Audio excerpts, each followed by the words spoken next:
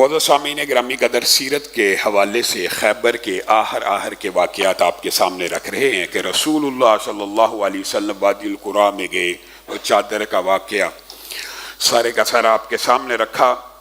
اسی وادی قریٰ کے اندر حضرت زبیر نے 2 یہودی سپہ سالاروں کو قتل کیا اور حضرت علی نے ایک کو قتل کیا۔ 2 دن کے اندر یہ وادی بھی فتح ہوگی، اور اسی طرح باقی جو یہودیوں کے چھوٹے چھوٹے پاکٹس تھے خیبر کی جنگ کے بعد رسول اللہ صلی اللہ علیہ وسلم ان کی طرف متوجہ ہوئے، فتوحات ہوتی چلی گئی۔ تقریباً پورے کے پورے علاقے یہود کے جب فتح ہو گئے تو رسول اللہ صلی اللہ علیہ وسلم نے مدینہ کی طرف واپسی کا ارادہ کیا، تو صحابہ خوشی سے اور خوش بھی تھے اور واپس اپنے گھر مدینہ کی طرف جا رہے تھے۔ تو جب مدینہ کے قریب پہنچے تو اللہ اکبر لا الہ الا اللہ اور اس طرح کے نعرے اونچی آواز میں لگانے لگے، خوشی سے اور جوش سے، اور اللہ کا ذکر بلند کرنے لگے۔ جب رسول اللہ صلی اللہ علیہ وسلم نے ان کی آوازوں کو بلند ہوتے دیکھا تو اول آپ نے نہیں روکا، جس کی وجہ سے صحابہ نے یہ سمجھا کہ اس سے بھی اونچی کہہ دینے میں حرج نہیں ہے۔ جب وہ پوری طاقت سے اونچی آواز میں یہ ذکر کرنے لگے تو رسول اللہ صلی اللہ علیہ وسلم پھر آئے اور آ کے کہنے لگے، تم اس رب کو پکارتے ہو جو تمہارے بہت قریب ہے، تم کیا سمجھتے ہو کہ معاذ اللہ وہ سن نہیں سکتا یا بہرا ہے؟ وہ تو دلوں کے اندر اٹھنے والے وسوسوں کو بھی نوٹ کر لیتا ہے، تو آپ کی آواز اور ذکر کو نوٹ کیوں نہیں کرے گا؟ اپنے آپ کو اس طرح کی مشکل میں مت ڈالو، اپنے آپ کو اس طرح کی تکلیف اور آزمائش میں اور تکلف میں مت ڈالو۔ اور رسول اللہ صلی اللہ علیہ وسلم نے یہ جو فرمان تدیباً کہا، اس کے پیچھے اب محدثین کا ایک الگ، محدثین نے اکیلی اس حدیث سے جتنے مسئلے اخذ کیے ہیں، اگر آپ ان کا مطالعہ کریں حیران رہ جائیں گے۔ چند باتیں تو آپ کی سمجھ میں بھی آ رہی ہیں کہ رسول اللہ صلی اللہ علیہ وسلم امت کو کسی ایسی عبادت میں مبتلا کر کے نہیں گئے جس میں تکلیف ایسی ہو، جس کے اندر مکلف انسان ایسا بنایا جائے کہ جو حقیقت میں عمومی حالات اور عام حالات میں انسان نہ کر سکے۔ اب بتائیے اگر رسول اللہ کلی طور پہ اس بات کی اجازت دے دیتے تو ہم کتنی اونچی آواز میں چلتے پھرتے اس ذکر کو کرنا پڑتا۔ تو رسول اللہ صلی اللہ علیہ وسلم نے روک دیا، اللہ کے بندو، اللہ تو سننے والا ہے، اللہ تو قریب ہے، تم نے اللہ کو دور سمجھ کے اونچی پکارنا شروع کر دیا۔ ہاں، محدثین نے یہ بھی لکھا ہے کہ کئی مرتبہ شدت جذبات کے ساتھ اگر کوئی انسان اللہ کو بلند آواز سے پکار لے حرج نہیں ہے۔ شدت جذبات ہوتے ہیں، مثلا جو بندہ پہلی دفعہ بیچارہ خانہ کعبہ میں داخل ہو ساری زندگی کی جمع پونجی لے کے، تو اس کے جذبات ایسے ہوں گے کہ اللہ میں حاضر ہو گیا ہوں۔ اللہ کو اونچی آواز میں رو سکتا ہے، گڑ گڑا سکتا ہے، اللہ کو پکار سکتا ہے، اس میں حرج نہیں ہے، لیکن یہ عادت بنا لینا یہ بات درست نہیں ہے کہ جب بھی اللہ کو پکارا جائے تو اونچی آواز میں پکارا جائے، جب بھی اللہ کا نام لیا جائے، اللہ کی تسبیح یا ذکر کیا جائے۔ تو یہاں سے بہرحال میں نے کہا محدثین نے بہت سے ابواب اکیلی اس حدیث سے نکالے ہیں، اور بعد محدثین کا تو یہ بھی کہنا ہے کہ مل کے اونچی آواز میں ذکر کرنے کی ممانعت بھی اس حدیث میں پائی جاتی ہے کہ صحابہ ایک یک زبان ہو گئے اور ایک جیسی آواز میں ذکر کرنا شروع ہو گئے تو رسول اللہ نے روک دیا۔ اب آپ معاشرے کے اندر رائج اللہ اور ساری عوام مل کے اونچی آواز میں یہ نعرے لگائے، ہکے لگائے، یہ رسول اللہ صلی اللہ علیہ وسلم کی اس حدیث کی مخالفت ہے۔ بہرحال میں نے کہا محدثین نے اس کے اندر سے بہت سے ابواب نکالنے ہیں جو مطالعہ کرنا چاہتا ہے۔ تو رسول اللہ نے یہاں پہ صحابہ کو منع کر دیا اور روک دیا۔ اب ہوا یہ کہ رستے کے اندر خوش بھی ہیں، تھکے بھی ہیں، جنگ بھی جیت کے آئے ہیں، تو رسول اللہ صلی اللہ علیہ وسلم نے صحابہ کو کہا اب ہم سونے لگے ہیں، اب ہم آرام کرنے لگے ہیں، اور حضرت بلال کی یہ ڈیوٹی لگائی، جو ہی فجر کی اذان کا وقت ہو جائے ہمیں اٹھا دیجئے گا۔ اب جب انسان بہت زیادہ کئی مرتبہ خوش ہو جاتا ہے، یہ انسانی فطرت ہے، یہ رسول اللہ صلی اللہ علیہ وسلم کے ساتھ جو واقعات ہیں، یہ جو سیرت کے ابواب ہیں، یہ انسانی فطرت کی گائیڈنس کے لیے بھی ہے۔ ہوا کیا، صحابہ جنگ جیت کے آئے ہیں، تھکے ہارے بھی ہیں، مدینہ قریب بھی ہے، خوشی بھی ہے، فرحت بھی ہے، تو سارے ہی سو گئے۔ رسول اللہ صلی اللہ علیہ وسلم نے جس صحابی کی ڈیوٹی لگائی حضرت بلال کی مجھے اٹھا دینا، وہ بھی سو گئے، اور باقی جو صحابہ جن کی ڈیوٹی تھی کہ جاگتے رہنا، ہمیں وقت پہ جگا دینا، وہ بھی سو گئے، سارے کا سارا لشکر سو گیا۔ ہوا کیا، سورج نکل آیا، اور سورج کی کرنیں جب رسول اللہ صلی اللہ علیہ وسلم کے چہرے پر پڑی تو آپ سب سے پہلے بیدار ہوئے، اور سب سے پہلا خیال دماغ میں کیا آیا، فجر کی نماز چلی گئی، سورج نکل آیا، فجر کی نماز چلی گئی، میں اور آپ اٹھتے ہیں، سب سے پہلا خیال موبائل چیک کر لیا جائے، سب سے پہلا خیال بچے سکول گئے ہیں، سب سے پہلا خیال آج گرائی کتنی ہونی ہے، سب سے پہلا خیال آج کام کون کون سا کرنا ہے۔ یہ انسان کی تربیت اور ٹریننگ ہونی چاہیے کہ خدا نہ خواستہ کبھی فجر کی نماز رہ جائے تو اٹھتے ساتھ پہلا خیال یہ آئے، فجر کی نماز کہاں گئی۔ رسول اللہ صلی اللہ علیہ وسلم نے تیزی سے سب کو بیدار کیا اور جگہ کو تبدیل کر دیا، اور کچھ فاصلے کے اوپر سارے لشکر کو کہا نکلو یہاں سے، اور یہ جگہ کی تبدیلی بھی پھر وہی بات ہے، محدثین نے اس کے اندر بھی بہت سے ابواب باندھے ہیں۔ رسول اللہ صلی اللہ علیہ وسلم تیزی سے اگلے وادی میں پہنچے اور وہاں پہ وضو کر کے فوراً فجر کی نماز پڑھائی۔ یہاں سے جو چند باتیں عقیدے کی نکلتی ہیں وہ بھی سمجھنا ضروری ہے۔ بعض مسائل دینی نکلتے ہیں اور بعض مسائل ایسے نکلتے ہیں جو فقہی ہیں، لیکن ایک بہت اہم مسئلہ ہے جو معاشرے میں غلط العام ہے، وہ کیا ہے، حضرت علی نے ایک مرتبہ سورج غروب ہو گیا تھا، مغرب نہیں تھی پڑی، تو سورج کو اللہ نے واپس پلٹا دیا، معاذ اللہ۔ اگر سورج کا پلٹانا رسول اللہ کی امت میں ہوتا تو صرف رسول اللہ کے لیے سب سے پہلے پلٹایا جاتا۔ یہ فجر کی نماز قضا ہوگی یا کہ نہیں، سورج واپس کیوں نہیں گیا کہ رسول اللہ صلی اللہ علیہ وسلم اور اتنے عظیم صحابہ کا لشکر جرار فجر اپنے وقت پہ پڑھ لے۔ اگر پلٹنا ہوتا تو یہاں پہ پلٹتا، یہاں پہ بھی تو علی شامل ہیں، یہاں بھی تو ابو بکر شامل ہیں، یہاں بھی عمر شامل ہیں، یہاں خود رسول اللہ صلی اللہ علیہ وسلم شامل ہیں۔ اور یہاں سے ایک بات سمجھ آتی ہے، اور رسول اللہ نے خود اس کی پھر وضاحت بھی کر دی۔ رسول اللہ نے کہا سورج کسی انسان کے لیے کبھی نہیں رکا، سورج کسی انسان کے لیے کبھی نہیں رکا مگر بھائی یوشع بن نون کے لیے، مگر بھائی یوشع بن نون کے لیے رکا، چند لمحوں کے لیے رکا۔ اور وہ واقعہ بھی بخاری مسلم اور ساری احادیث کی کتابوں میں تفصیل سے موجود ہے۔ مختصر یہ ہے کہ ہفتے کا دن یہودیوں کے ہاں مبارک دن ہے، اس دن میں وہ جنگ اور اس طرح کے اعمال نہیں کرتے۔ تو یوشع بن نون بیت المقدس کو فتح کرنے کے لیے نکلے ہیں، اور یہودی چاہتے تھے کہ بیت المقدس فتح ہو، تو جمعے کی شام تھی۔ یوشع بن نون نے سورج کو مخاطب ہو کر کہا اے سورج تو بھی اللہ کی طرف سے مامور ہے، اللہ کا پابند ہے، اللہ کے حکم کے تابع ہے، میں یوشع بھی اللہ کے حکم کے تابع ہوں، میں اللہ یہ چاہتا ہوں یہ سورج جو مامور ہے رک جائے اس وقت تک جب تک میں بیت المقدس کو فتح نہ کر لوں، کیونکہ اگلا دن ہفتے کا ہے، ان کی پھر صف بندی ہو جائے گی، وہ پھر مضبوط ہو جائیں گے۔ تو چند لمحوں کے لیے وہ سورج روک دیا گیا اور یوشع بن نون نے بیت المقدس کو فتح کر لیا۔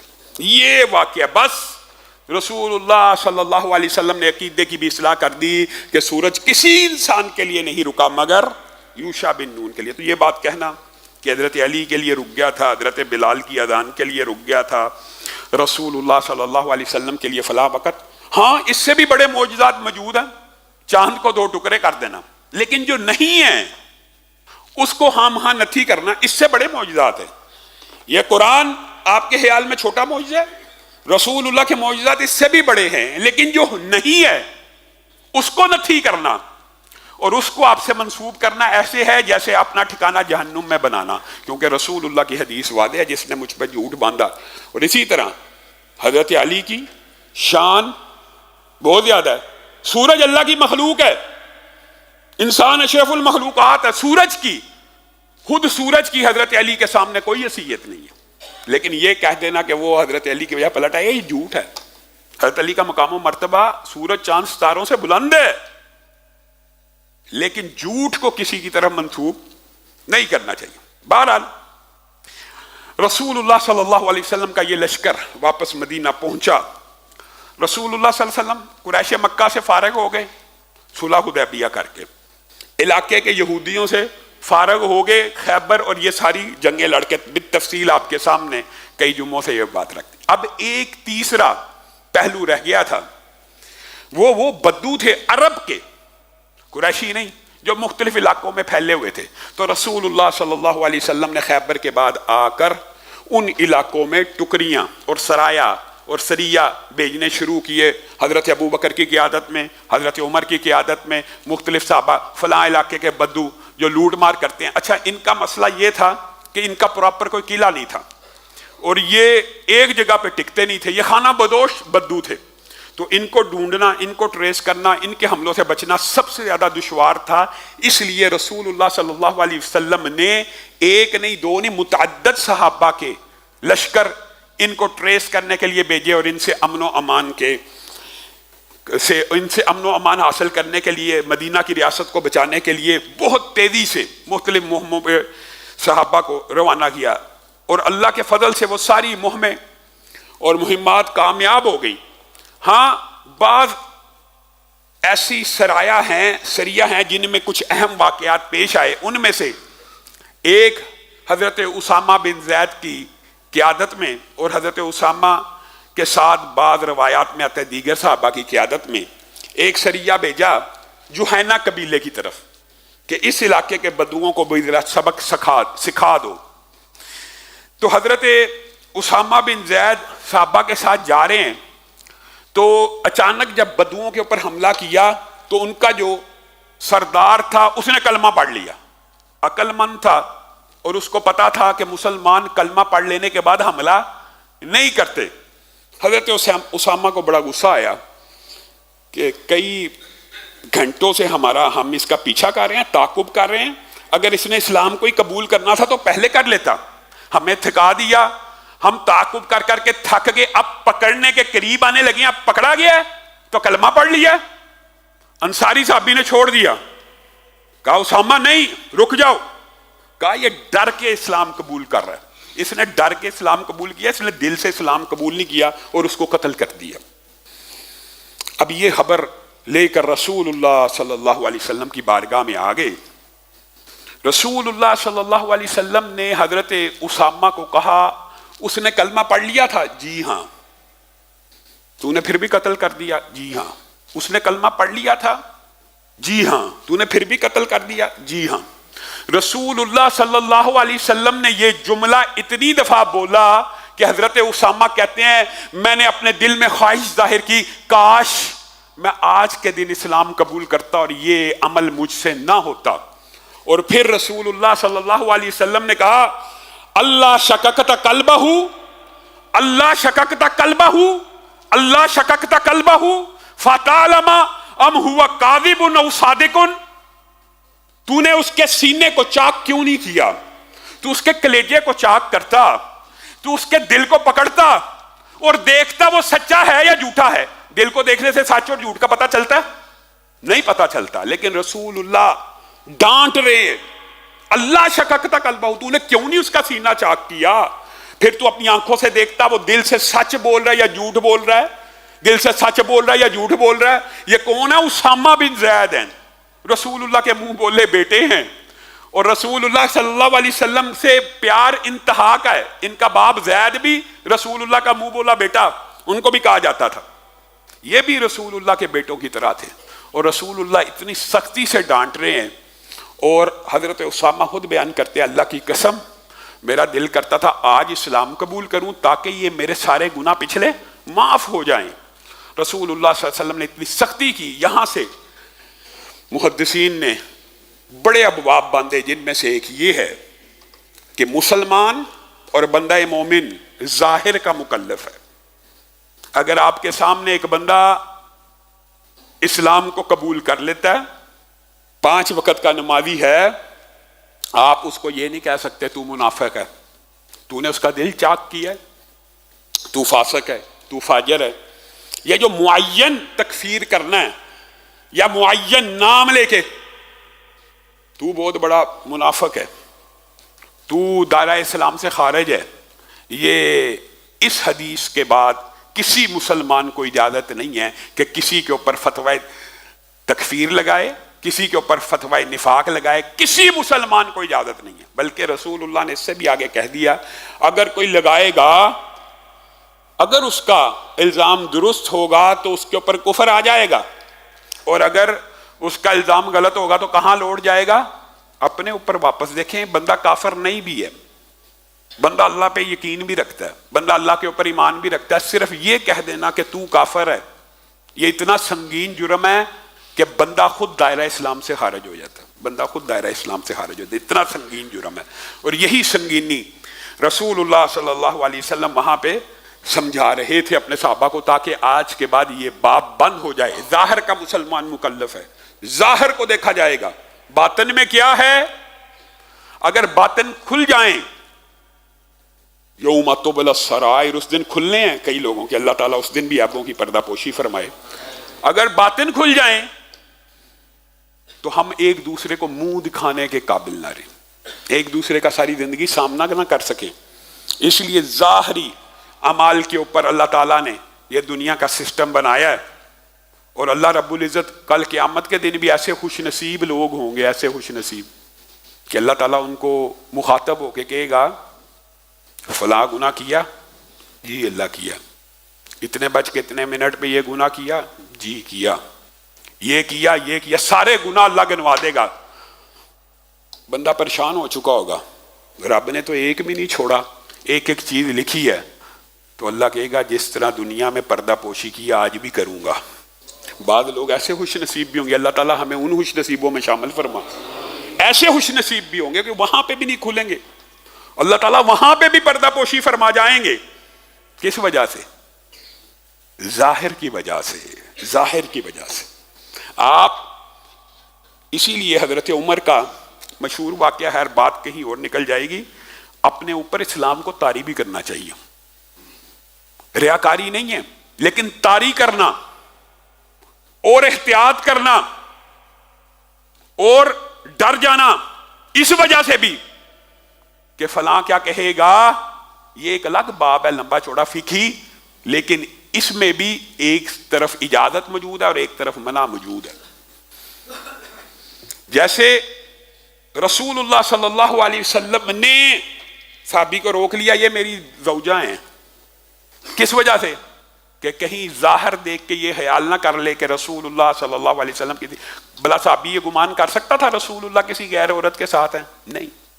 تو گویا انسان کو ظاہری طور کے اوپر بھی مسلمان دکھنا چاہیے، اور ظاہری طور پہ بھی نیک اعمال کرتے رہنے چاہیے، اور ظاہر کے اندر بھی احتیاط کرنے میں کوئی کسی قسم کا حرج نہیں ہے۔ ہاں مہا یہ باتیں بعض اوقات مشہور ہو جاتی ہیں جس میں ریاکاری پائی جاتی ہے، منافقت پائی جاتی ہے، وہ ایک الگ باب ہے، وہ ایک لمبا چوڑا الگ باب ہے۔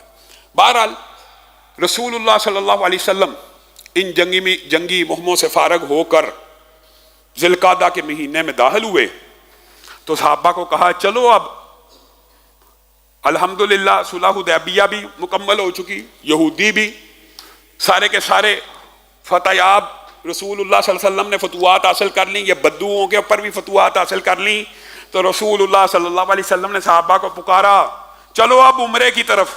وہ جو صلح حدیبیہ پہ وعدہ ہوا تھا کہ اگلے سال آ کے عمرہ کریں گے، وہ وقت آ چکا ہے، تو جو اس عمرے میں ہمارے ساتھ تھا وہ سارے کے سارے ہمارے ساتھ چلیں۔ تو صحابہ میں ایسا شوق، وہی جو شوق آپ کے سامنے رکھا تھا صلح حدیبیہ کے عمرے کا، کہ ایک عرصے کے بعد جب ندا دی تو 1400 اکٹھے ہو گئے۔ اب رسول اللہ صلی اللہ علیہ وسلم نے ندا دی تو وہ 1400 تو تھے ہی، ساتھ میں 600 اور صحابہ بھی تیار ہو گئے، 2000 صحابہ۔ تو رسول اللہ صلی اللہ علیہ وسلم نے حکمت عملی یہ تیار کی کہ اسلحہ پورا لیا اس دفعہ، اور پورا جنگی ساز و سامان لے کر ذی الحلیفہ کے مقام پر پہنچے، وہاں پر لبیک کہا، احرام باندھا، عمرے کی نیت کی. یہاں پہ بھی محدثین نے بہت سے فقہی باب باندھے ہیں کہ رسول اللہ صلی اللہ علیہ وسلم نے بیر علی کے اوپر ذوالحلیفہ کے مقام کے اوپر آ کے لبیک کہا اور احرام باندھا، اور سارے لشکریوں نے بھی باندھا. حضرت امام مالک کے دور میں ایک شخص حضرت امام مالک کے پاس آیا اور آ کے کہنے لگا، اور یہ واقعہ آپ کے سامنے پہلے بھی رکھا ہے کہ مدینہ کی یہ فضیلت ہے، یہ فضیلت ہے، یہ فضیلت ہے، فضائل ہیں. مسجد النبی کے یہ فضائل ہے، یہ فضائل ہے. روضۃ من ریاض الجنہ، یہاں ایک نماز 1000 نماز کے برابر ہے. یہ آخری مسجد ہے انبیاء کی، یہ رسول اللہ کی مسجد ہے. میں یہاں سے احرام باندھوں گا. تو امام مالک نے اس کو جواب میں کیا کہا تھا؟ اگر تو یہاں سے احرام باندھے گا اور یہاں سے نیت کرے گا تو ایک عظیم فتنے میں مبتلا ہو جائے گا. اور میرے پاس اس بات کی دلیل ہے، فَلْيَحْذَرِ الَّذِينَ يُخَالِفُونَ عَنْ أَمْرِهِ، جو کوئی اللہ اور اس کے رسول کی مخالفت کرے وہ فتنے میں مبتلا ہوتا ہے. کہا مجھے بیر علی اور ذی الحلیفہ کی کوئی فضیلت حدیث میں نظر نہیں آئی، اس لیے میں مسجد النبی سے احرام باندھوں گا، اس مسجد کی بڑی فضیلت ہے. کہا تو وہ فضیلت ڈھونڈنے نکلا ہے جس کا علم رسول اللہ کو بھی نہ ہو سکا، جس کا علم صحابہ کو بھی نہ ہو سکا، وہ فضیلتیں ڈھونڈتا ہے. کیا تیرے لیے وہ کافی نہیں ہے کہ رسول اللہ نے ذی الخلیفہ کے مقام کے اوپر احرام کو باندھا تھا؟ یہی امت کے لیے کافی ہے. بات ختم. یہ ہے دین، سیدھا سچا سادہ. یہاں پر رسول اللہ نے احرام باندھا تو ساتھ میں زبان سے الفاظ بھی ادا کیے، لبیک، اسی لیے ہم کہتے ہیں لبیک اللہم عمرۃ. یہ زبان سے الفاظ رسول اللہ نماز سے پہلے ادا کرتے تھے، پانی پینے سے پہلے، کھانا کھانے سے پہلے، کسی عبادت سے پہلے. آج تک زبان سے الفاظ ادا کیے نہیں کیے. جہاں پہ نہیں کیے وہاں پہ نہیں کرنے، اور جہاں پہ کیے ہیں وہاں کرنا واجب ہے.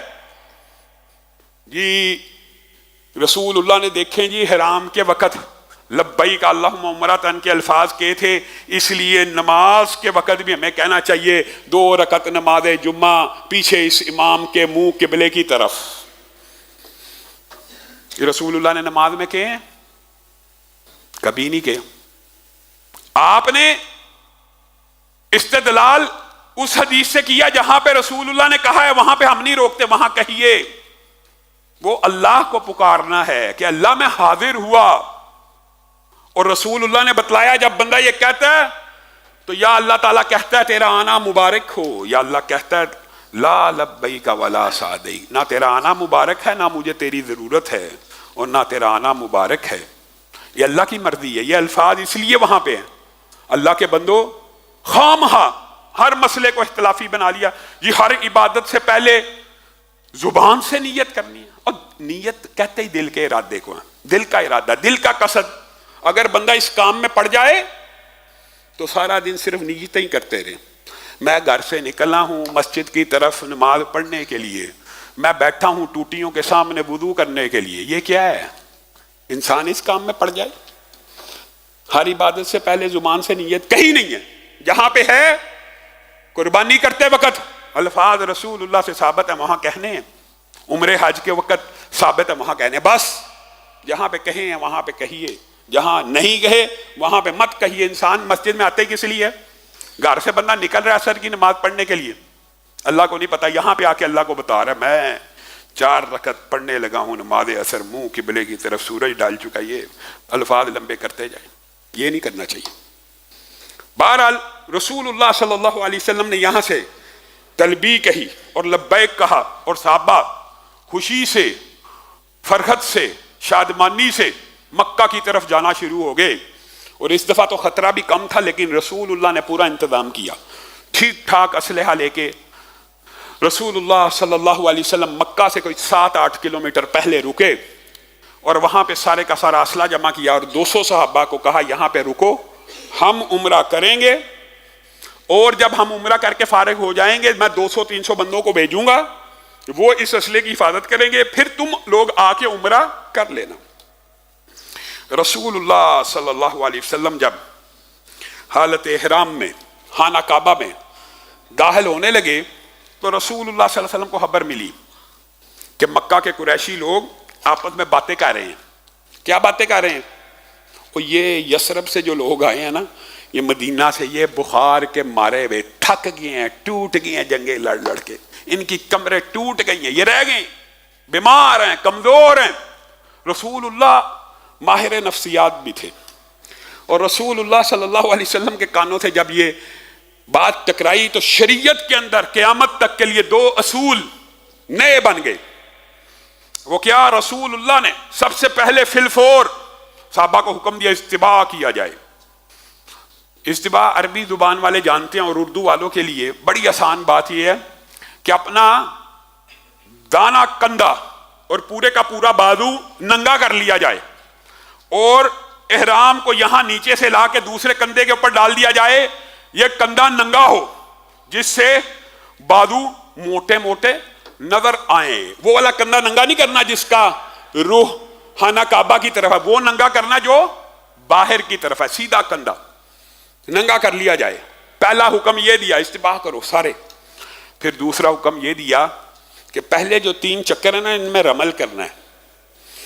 اس سے مراد یہ ہے کہ چھوٹے قدم اٹھانے ہیں اور پہلوانوں کی طرح اچھل اچھل کر چلنا ہے.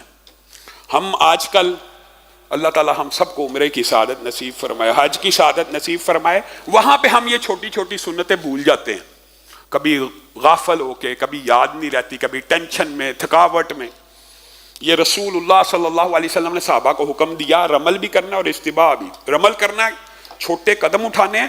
جیسے آپ نے کبڈی کے میچ دیکھے ہوں یا کشتی کے، تو پہلوان جیسے چلتا ہوا آتا ہے چھوٹے چھوٹے قدم جمپ کے انداز میں، اس کو رمل کہتے ہیں. تو رسول اللہ صلی اللہ علیہ وسلم نے کہا رمل کرنا پہلے 3 چکروں میں، استباع کرنا ہے. تو یہ بھی بعض روایات کے الفاظ ہیں کہ رکن یمانی سے لے کے حجر اسود تک یہ کام نہیں کرنا، یعنی باقی تینوں کونوں کی طرف کرنا، ان 2 کناروں کی طرف جب آپ پہنچ جائیں تب یہ کام نہیں کرنا. اور یہاں پہ ربنا آتینا فی الدنیا حسنہ پڑھنی ہے. تو رسول اللہ صلی اللہ علیہ وسلم نے صحابہ کی ٹریننگ اور تربیت عمرے کی بھی لمحہ بلمحہ کی.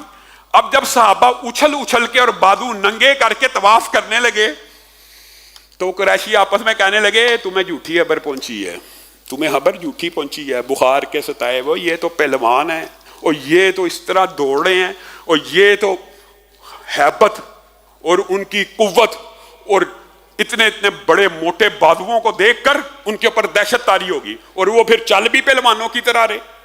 اور پھر حضرت عبداللہ بن رواحہ نے ایک عجیب انداز وہاں پہ اپنایا.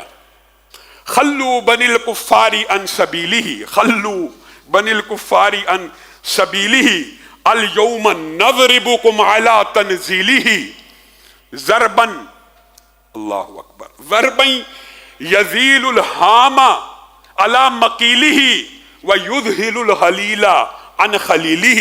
یہ شعر پڑھتے ہوئے اس شعر کا مطلب یہ ہے، او کفار کے بچوں، او کافروں کے بچوں، او کافروں کے بچوں، ہمارا راستہ چھوڑ دو، ورنہ آج تمہاری گردنوں کو رسول اللہ کے حکم پہ کاٹ دیا جائے گا، ورنہ تمہاری گردنوں کو رسول اللہ کے حکم پہ کاٹ دیا جائے گا. کہاں سے؟ گردنوں کو جڑوں سے اکھاڑ کر پھینک دیا جائے گا اور دوستوں کو دوستوں سے جدا کر دیا جائے گا. حضرت عمر اچانک آگے بڑھے، یہ کیا کہہ رہا ہے؟ اللہ کے رسول، امن میں صلح میں ہم آئے ہیں اور یہ دیکھیں یہ کیا کر رہا ہے، یہ تو ان کو بھڑکانے کی والی باتیں ہیں. تو رسول اللہ صلی اللہ علیہ وسلم مسکرانا شروع ہو گئے. حضرت عمر کے ساتھ آپ کو پتہ ہے اللہ نے بھی موافقت کی ہے اور رسول اللہ نے بھی موافقت کی ہے، لیکن یہاں پہ رسول اللہ نے عبداللہ بن رواحہ کے ساتھ موافقت کی. کہا عمر تجھے پتہ نہیں ہے، آج یہ شعر قریشیوں کے اور کفار مکہ کے دلوں میں تیروں سے زیادہ سختی سے چبھ رہے ہیں، اس کو پڑھنے دے. اور حضرت عبداللہ بن رواحہ یہ اشعار پڑھتے پڑھتے، جلاتے جلاتے ان کے سینوں کے اوپر، اور کفار پہلے دہشت زدہ ہو گئے، پھر اس طرح کے رضیہ اشعار سن کر ان کے اوپر مزید ہیبت طاری ہو گئی. اور رسول اللہ صلی اللہ علیہ وسلم 3 دن کا ایگریمنٹ تھا کہ اگلے سال آئیں گے، تیسرا دن مکمل ہوا تو حضرت علی کے پاس آگے قریشی کے، یار بس اب ٹائم ہو گیا ہے، رسول اللہ سے کہیے کہ چلے جائیں. تو رسول اللہ صلی اللہ علیہ وسلم باہر نکلنے لگے. اس دوران میں رسول اللہ صلی اللہ علیہ وسلم نے اپنے ان ساتھیوں کو چند کو بھیجا جنہوں نے عمرہ کر لیا. خیر یہ جو دوڑنے کا انداز ہے یہ رمل اور استباع کا یہ رسول اللہ صلی اللہ علیہ وسلم نے سعی میں بھی اختیار کیا. اللہ سب کو جانے کی توفیق دے. وہاں پہ ایک سبز نشان لگا ہوتا ہے. صفا مروہ میں آپ صحیح کریں تو سبز رنگ کی ٹیوبیں لگی ہوتی ہیں ایسے, وہاں سے وہاں تک رسول اللہ نے کہا یہاں سے لے کے یہاں تک بھاگنا ہے. صحیح کے اندر بھی کہ لوگ یہ نہ سمجھیں کہ یہ تھکے ہارے ہیں اور جنگوں میں شکست کھائے ہوئے ہیں. تو اللہ کے فضل و کرم سے یہ تینوں سنتیں آج بھی اور قیامت تک کے لیے رسول اللہ نے جو اختیار کی ہیں یہ سنتیں انشاءاللہ قیامت تک زندہ رہیں گی. اور رسول اللہ صلی اللہ علیہ وسلم کی ان سنتوں کو چھوٹا بھی نہیں سمجھنا چاہیے اور معمولی بھی نہیں سمجھنا چاہیے. لیکن ایک بات آئی ہے ضمنی طور پہ, خیر باقی باتیں اگلے جمعے میں کریں گے. ہوتا یہ ہے استباع تو ساتھی کر لیتے ہیں اور جب طواف مکمل کر لیتے ہیں تو ننگے کندھے کے ساتھ ہی 2 رکعت مقام ابراہیم پہ پڑھنا شروع کر دیتے ہیں. یہ بہت بڑی غلطی ہے. اللہ جب موقع دے ننگے کندھے کے ساتھ نماز نہیں ہوتی, 2 چادروں میں نماز ہو جاتی ہے لیکن ان میں بھی شرط کیا ہے کہ یہ دونوں کندھے ڈھانپے ہوئے ہوں. ننگے کندھے کے ساتھ اور بادو باہر نکال کر لوگ 2 رکعت نماز پڑھ لیتے ہیں, وہ طریقہ درست نہیں ہے. اللہ رب العزت جو کہا گیا جو سنا گیا اس کو سمجھنے کی توفیق عنایت فرمائے.